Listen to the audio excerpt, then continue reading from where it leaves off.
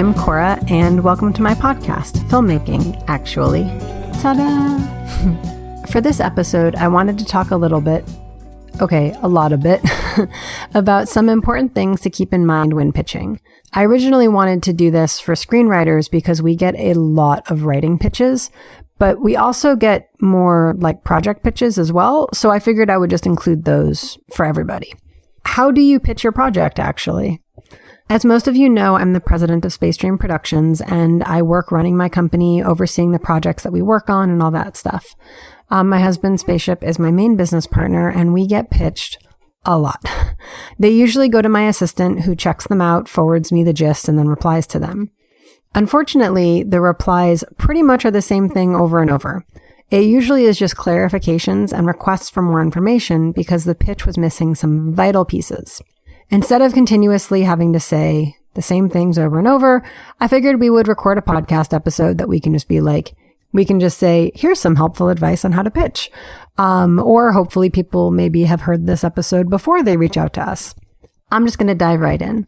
First, and most important, is what do you have and what do you want from me?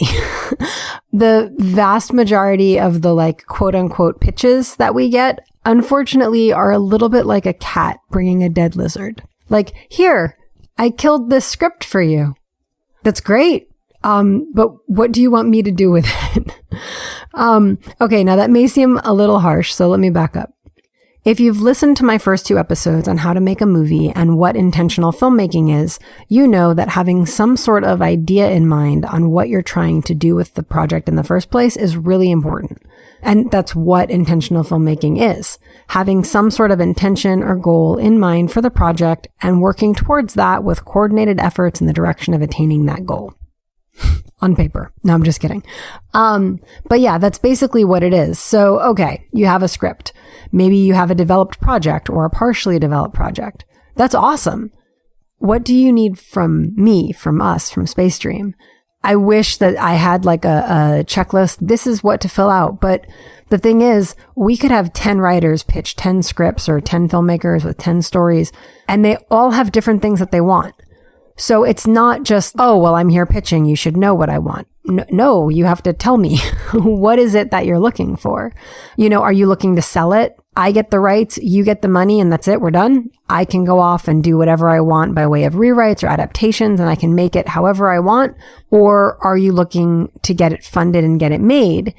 In which case, are you looking to hold on to some sort of creative role through further development and production? Are you looking to be a producer or a director or an actor or actress or all of the above? I will go more into funding projects, both a little bit later in this episode, but also in a whole other episode, because that's a whole other topic of conversation. What are you looking to do with this? Are you looking to direct it? Are you ready to just make the whole thing yourself and you just need the money to do it? Did you already make it and you need distribution?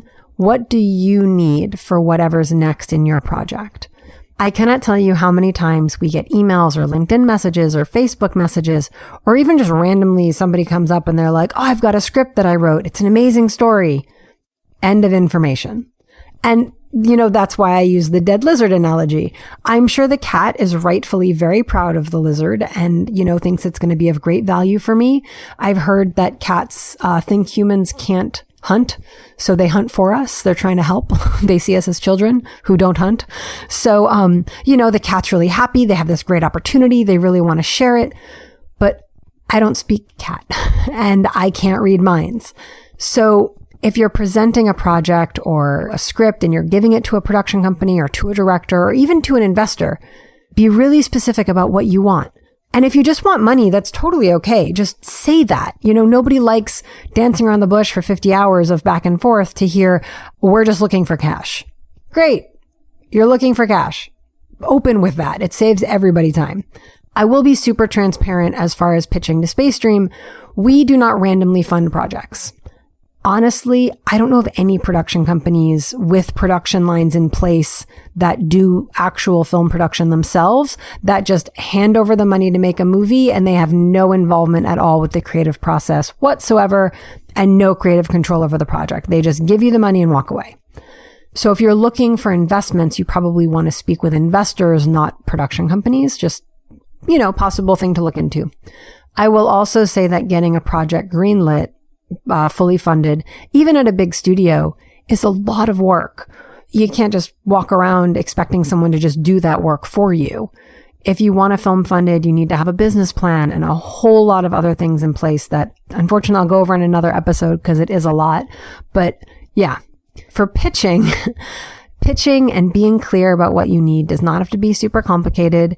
It can be something like, hi, I have a script I recently completed that's looking for funding so I can get it produced with my production partner. Or I'm interested in presenting this script for option. And for option basically means that someone comes along and gives you anything from $1 to a few $1,000s, and they own the rights temporarily while they try to get it funded so they can get it made. If they do get it funded, you then get paid and all of the rights are fully bought from you at that point. If they don't get it funded at any point and they haven't met certain production criteria for an extension on the option ends and all the rights transfer back to you. If there was development done on the film after they owned the option, usually the rights to the work before the development was done goes back to you. And they can't use the developed work because it's based on your work. Whole other conversation. Anyway, there are also things called a shopping agreement, which basically gives someone the right to shop your script to producers or investors to get it funded to get made. So for that, they're not the ones that are going to make it. They're going out to find the money, basically. Those are very different agreements, and that's why it's important to know for yourself, what do you want? What kind of agreement should you enter into? If you want someone to find the money and get it made, that's more of a shopping agreement. If you want someone to get it made, that's more of an option agreement. If you want to be creatively involved in the process of getting it made, that would probably either be some sort of modified option agreement with a partnership addendum or some sort of agreement attaching you in another creative role like a director or a producer or something like that. I'm not a lawyer. That's not legal advice. You should speak to an entertainment lawyer for your specific situation. But I will say one thing that is really hard and really important to know about being a writer, and also about being a director or being a producer or being an actor or even being a film editor. Those jobs are different roles. At the end of the day, bringing the story to life is the sole responsibility of the director, and depending on the way it's set up, sometimes under the management of the producer, who, if they trust the director, will give the director the creative freedom to do their job and really be the keeper of the story. Everyone working with the director is supposed to be forwarding the director's vision while being collaborative, and a good director values creative input and collaboration while being able to hold on to their vision and not end up with too many cooks spoiling the soup situation. All of that to say, if you are a writer with a script you want to get made, be really honest with yourself about if you actually just want to cash out and walk away with a writer's credit, or even a based on credit, depending on rewrites, or do you have an exact vision that you want full creative control over, in which case you probably are actually wanting to be the director and you want to have creative control over the execution of the story. I was approached by a writer once who wanted to attach me as a director to the project. They were applying for either a grant or a contest or something, and they needed to have a certain number of people in place. It was a very interesting story. I was interested in the project. I helped them as a producer put together their budget and stuff like that. I agreed, to be attached as the director. They went ahead and entered. I think it was a finalist for that contest. But as I was working with them, they really had such a meticulous vision. I could see that I didn't really have space to bring my voice as the director. They didn't really need a director. They needed somebody who knew how to do what they didn't know how to do. I don't know if that made sense. But they needed that person to fill in the holes and kind of be a little bit of a puppet executing their vision, which is fine. There are some directors, they just want the paycheck. They don't mind. They'll do that. I am way too creatively involved, and I can't work like that personally. It's not a good fit for me, and I know that person's going to be miserable working with me down the line. I had a conversation with them about it. I thoroughly encouraged them to direct it, and I think they'll do a great job. I was speaking with another person on another project where, they weren't sure what to do with the project, and they were kind of trying to figure out, getting a new director, getting all these things. And in talking to them, they clearly knew the story and they clearly understood what had to happen to get it made. I just gave them a little bit of mentorship as a director, stepped back, let them work their magic. It was their first time directing a film, and they were entering a contest. They swept. They won literally everything. I think they even won more awards than we did at that contest. They were in a different category than we were. They won Best Picture, Best Director, all of these things. because they really knew what they were doing and the story was so in their heart, they were the best person to tell it. Be honest with yourself as the writer. Is this something that if you do not see exactly what you envisioned in your head when you were writing those pages, it's going to be a devastation for you? Or is this something that you're totally happy sending it on down the production pipeline and passing it off to the hands of people who are maybe going to make a character look a way you hadn't imagined them looking? I'm not talking about major changes as far as like, race or whatever. I'm just talking about like, maybe you envision somebody in a green pea coat and they put them in a sweatsuit. I don't know. But I'm just saying there's so many details that go into making a film. It's really important before you even begin to let go of your script to figure out where you see yourself in that pipeline, because it's just so important. So all of that to say, if you are a writer with a script you want to get made, be really honest with yourself. If you're just writing as a way to make money, and if you write enough scripts and get in good with studios who option things all the time that maybe never get made, you could probably live off the option prices and never get a single movie made but make a living. And if that's what makes you happy, hey, go for it. I will say if you're looking for like a 5 to 6 digit option price, you probably shouldn't be pitching to indie film studios, because we don't drop that kind of cash on an option. If we're going to put that much money into a film, we're either developing it as a feature already, or, if it's a smaller project, we're funding it. For writers, knowing what you want to do with a script, that should be the very first thing you do before you even start to pitch. And as a filmmaker, are you bringing a project you want to direct? Are you bringing a project you want funded? Are you bringing a project that's already made? It needs to be distributed. It needs to be better edited. Like, being aware of where your project is and what you need, you have to have that before you pitch. Otherwise, you don't really have your pitch defined. Like, what are you pitching? You need to have more than the script or more than the story. You need to be able to say what you want from the person you're pitching to. On the other side of that, obviously you don't just walk into a room or email inbox and say, I want this from you. If you've heard my networking episode, you know that the best networking and connections mean having something to offer. Maybe what you are offering is the next great Star Wars or Harry Potter series, or you're going to launch an entire franchise. That's totally possible. But don't tell me that this is the most amazing script I've ever read and I have to read it. No story like this has ever been told. If you have to put that in your pitch, unfortunately, I already don't believe you. And that's kind of harsh to say, but the work needs to speak for itself. Also, I really hate to say this because I know I'm really proud of the awards we've won, but you can't just send over 50 accolades and be like, see, I'm good enough, send me money now. One of the most important conversations I've ever had as far as like molding my outlook on my career was with a friend of ours at Sundance who literally had just won an Emmy. And he was like, honestly, I expected after I won an Emmy that I wouldn't have to be like actively engaging looking for clients. I would just have like work falling in my lap. And he's like, yeah, no. He's still out there pitching, looking for clients, connecting, networking, especially because once you move into that world, like now you've won an Emmy, well, there's people who've won 5 or 10 or 20. I know people with Grammys and Telly Awards and all that. If they aren't continually keeping up with their craft, eventually even they fade away. As the saying goes, never rest on your laurels. And never feel like your laurels are just there giving you permission to exist. If anything, for me, I know the awards we've won are a standard that I have to live up to. Multiple Best Director awards means I better consistently be upping my game and being a better and better director and living up to that. Use your awards as benchmarks on the ladder that you climb and not as proof or as something to kind of like defend your position. The work really, really, really should speak for itself. When it comes to pitching, look at it this way. If you went to a restaurant and you ordered a meal, and before the food comes out, before you can even smell it, anything, the cook comes out and is standing there explaining to you how you're going to love this meal and it's so good. And everyone else who's eaten this meal before you said they loved it and it's better than their grandmother's cooking. And I don't mean like, a short introduction by like a sommelier in a fancy, classy restaurant.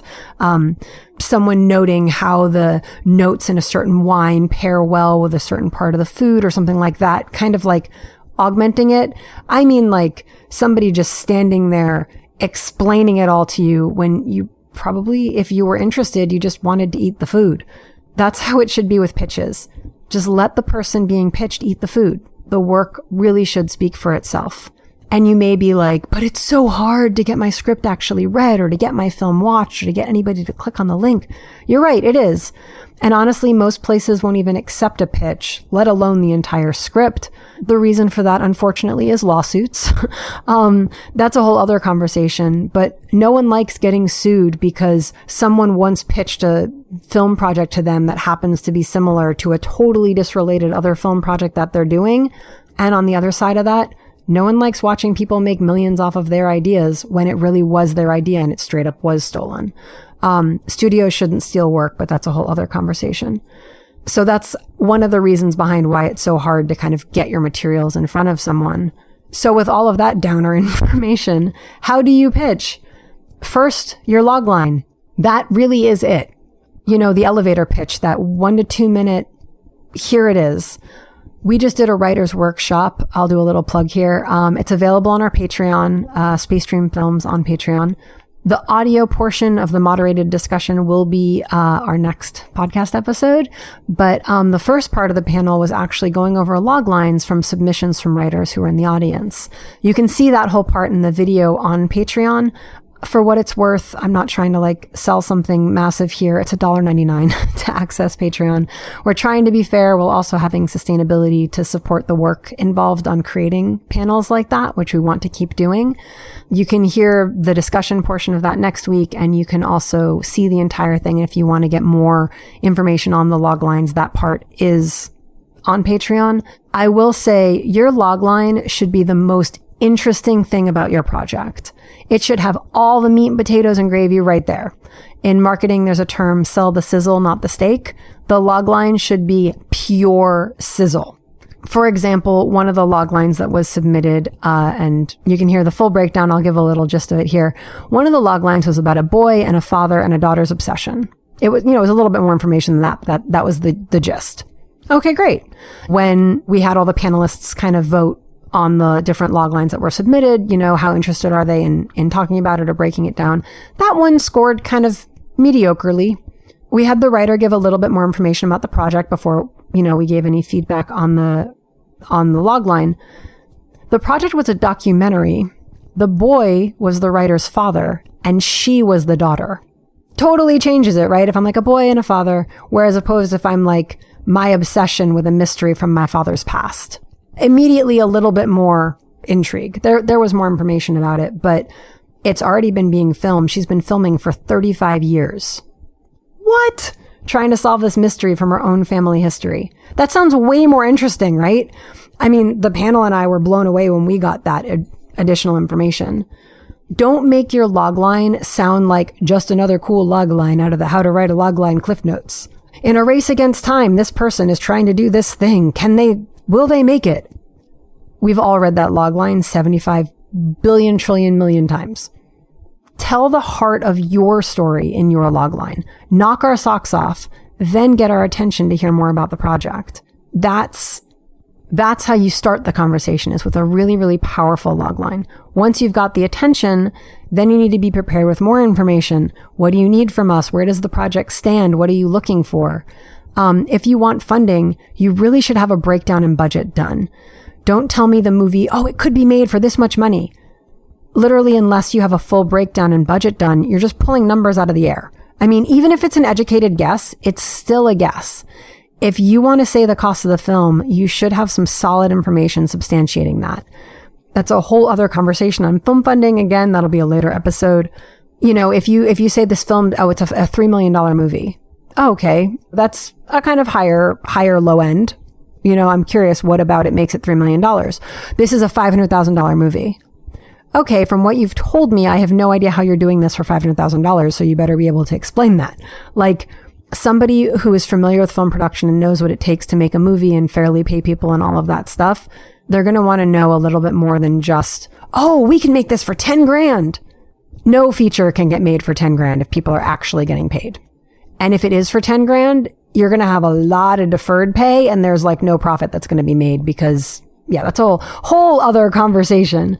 But anyway, have a budget, have a breakdown, have something substantiating the numbers that you're throwing around. Do you have any talent attached, or is there any talent interested? Do you have a director attached? Do you have distribution interest in place? You don't have to have those things. They do kind of help. And either way, it's vital information to include. Yes, we have this. No, we don't. We're just starting. All I have is a script. Here's the information, blah, blah, blah, blah. And then anything else we should know about the project. Why are you pitching to us specifically? If you're pitching to Space Dream, what about Space Dream Productions or me or Spaceship or anyone on our team makes you think that we are the right fit to collaborate with you on bringing this to life? Is it just that you've seen we make movies, so you assume we can make your movie? Making movies is a lot of work. We only make movies that, resonate with us, that connect with us, that have a story that means something. So what about this film is a good fit for us? And what about Space Dream is a good fit for you? That's all really important. And again, we don't fund films just randomly. So if you're just looking to sell it, we're probably not a good fit, unfortunately. I will say when you're starting to reach out to people, do not guess someone's email and just slide into their box. It doesn't make you cool. It doesn't make you look good. Honestly, it kind of makes you look a little annoying. Executives have enough to deal with during the day, and their inbox is usually already pretty full. If you don't trust their assistants, then you probably shouldn't be engaging with them, because you will forever need to deal with their assistants if you end up working with them. People who slide into my inbox, full disclosure, they get redirected to my assistant. My assistant replies, and their email address gets blocked from my address. I never actually even see their pitch. The reason for that is we have something like 6 different social media channels, plus a website, plus several very public email addresses, all set up so people can reach us. If you slide into my inbox directly, what that tells me is either you don't trust my staff, like you think someone's just going to bounce you without giving you any sort of respect or reply, or you don't trust how our company is set up and you don't think that those emails or web forms or anything go anywhere. And you think that if you actually use those established lines to reach out to us, either you won't be handled correctly or you're going to vanish into cyberspace, which basically tells me you don't trust how I run my company, because that would be a crap way to manage things. There are about a dozen different ways to reach out to us. You can even schedule a free consultation if you want to just talk about your project, literally for free. It's not a sales pitch. It's directly with me. We just go straight, hey, how's it going? What do you need? How can we help you? It's on our website under the services tab. You click a button, you sign up, you get sent a Calendly link. My assistant hooks you up with an appointment. You jump on a video call with me and we talk about whatever it is you want to talk about for film. That's open to anybody. You don't have to guess my email and jump in and try to circumvent all the people who have jobs to do. That helps me have the time to focus on the things that I have to focus on when they can be doing their jobs.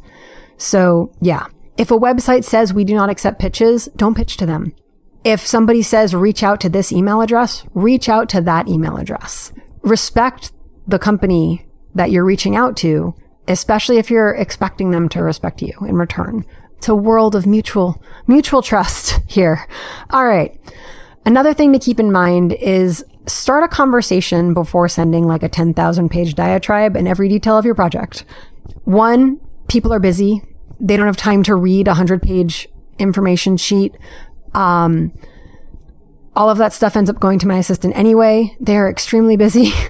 And you want to get someone's attention, give them the vital information, and then start a conversation. That's the reason for the log line. Maybe include a sentence or two more of general information.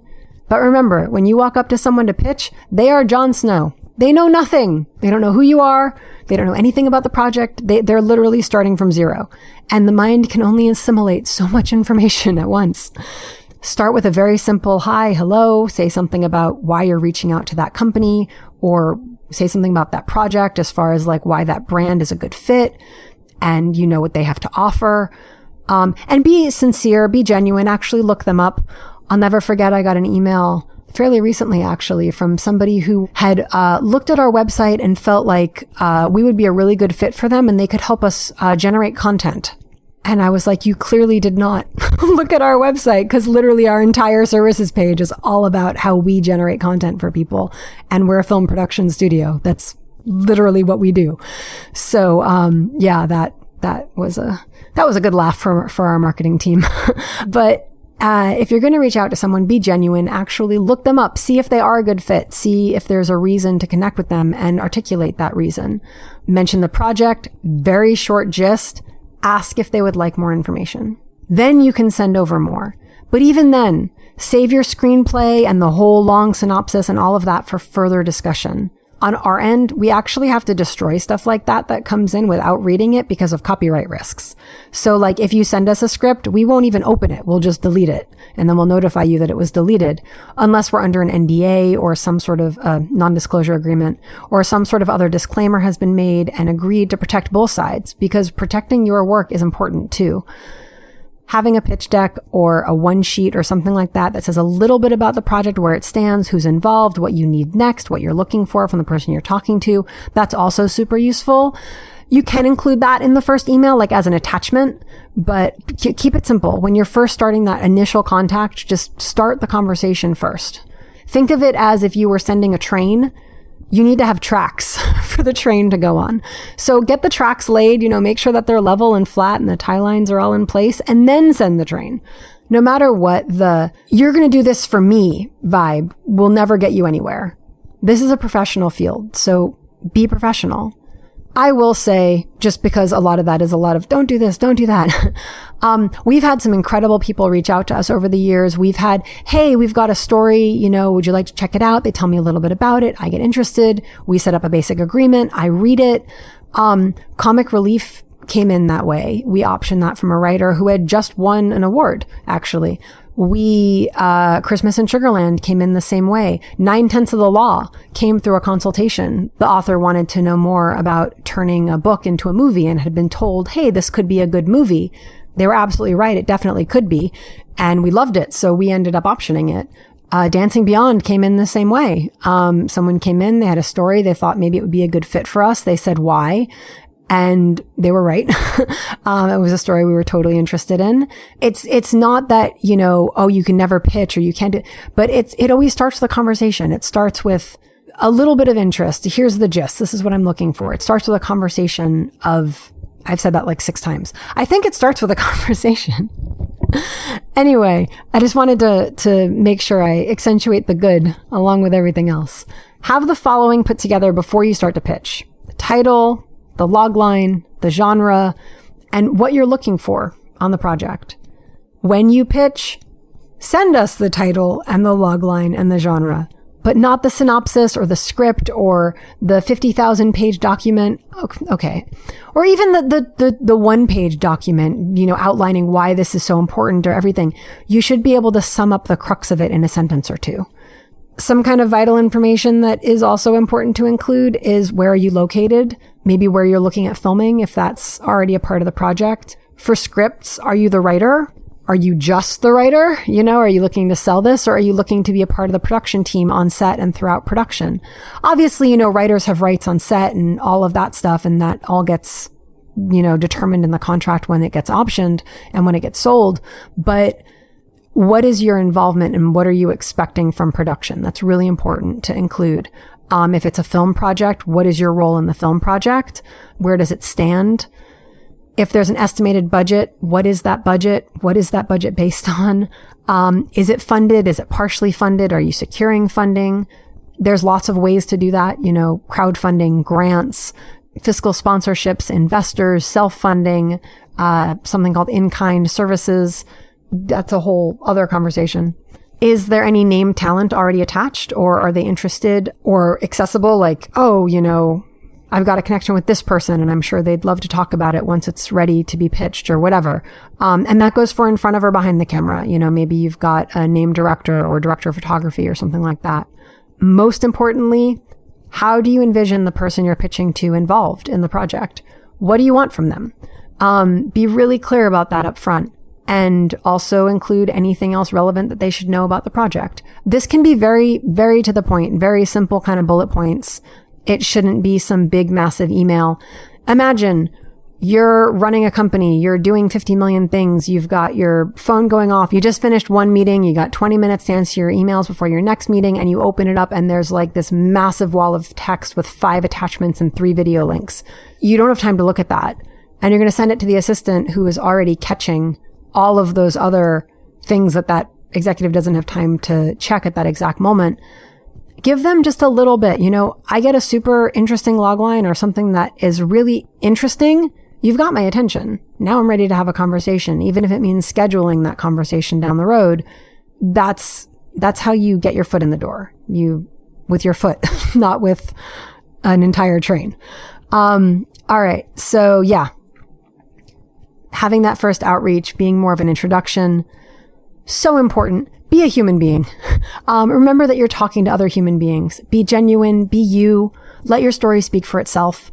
Don't, feel like you've got to check boxes or, check tropes or check whatever. Like, something about this story is important. Say that. You're a human being with thoughts and passion and feeling behind this project. Say that. Say what about this story is so exciting to you. What about this is so important? At the end of the day, let the story speak for itself, whether it's a finished film or a log line or a script idea or whatever it is. I hope this helps you make some more meaningful connections and better pitch your projects and your work. Good luck out there. It really is a world of endless possibility. I know I was all like, don't do this, don't do that. But the reason why I said that is because it's like, okay, good. Don't do that. Fine. Sweep all that stuff aside. Focus on everything else. You got this. All right. That's it. Bye.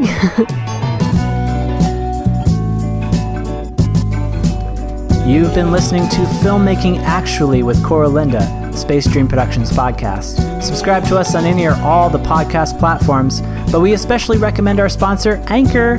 If you like what you hear, leave us 5-star ratings and positive reviews on iTunes and Stitcher. It helps more listeners like you discover the show. But the best thing you can do if you really like the show is tell a friend. Want to leave a comment or ask a question? Email at filmmakingactually@gmail.com. This is Spacey speaking. Actually super easy, barely an inconvenience. Really? Super easy. Barely an inconvenience. Oh, really? And we'll see you next time.